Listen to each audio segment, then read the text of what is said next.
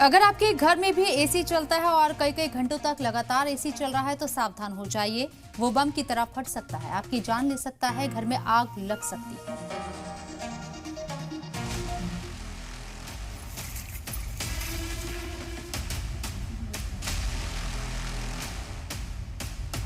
बम की तरह फटा एसी। एसी में धमाका, 3 लोगों की मौत। जानलेवा एयर कंडीशनर। हरियाणा के फरीदाबाद में जानलेवा एसी 3 लोगों की मौत का सबब बना। फरीदाबाद की ग्रीनफील्ड कॉलोनी में एक 4 मंजिला घर में एसी का कंप्रेसर फट गया। इससे पहली मंजिल में आग लग गई और धुआं दूसरी मंजिल में घुस गया।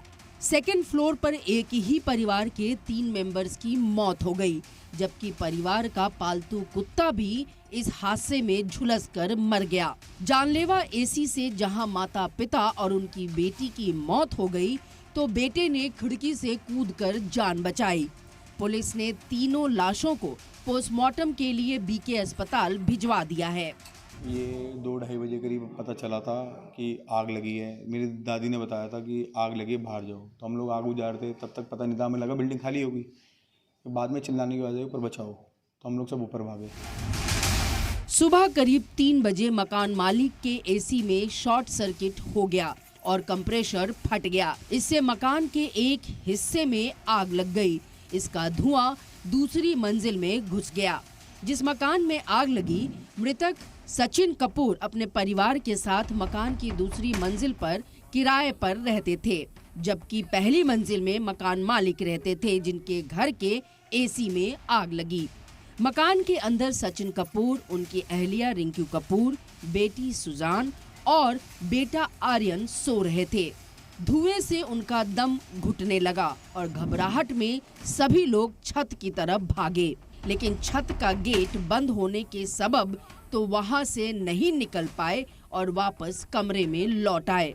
इसी दौरान सचिन, उनकी बीवी रिंकू और बेटी सुजान बेहोश हो गए, जबकि बेटा आर्यन किसी तरह हिम्मत करके खिड़की से कूद गया। नीचे गिरने पर उसके हाथ पैर में चोट आई। पड़ोसियों ने इसकी जानकारी फायर ब्रिगेड को दी। फायर ब्रिगेड की 2 गाड़ियां मौके पर पहुंची और आग पर काबू पाने में जुट गई। देखा तो एसी फट गई और एसी उनकी लड़की और बाप था, बेटा था, 4 लोग थे।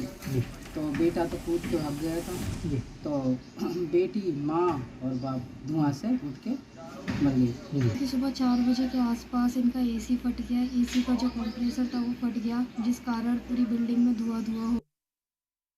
फिलहाल पुलिस मामले की गहनता से जांच कर रही है और फॉरेंसिक टीम को भी मौके पर बुलाया है।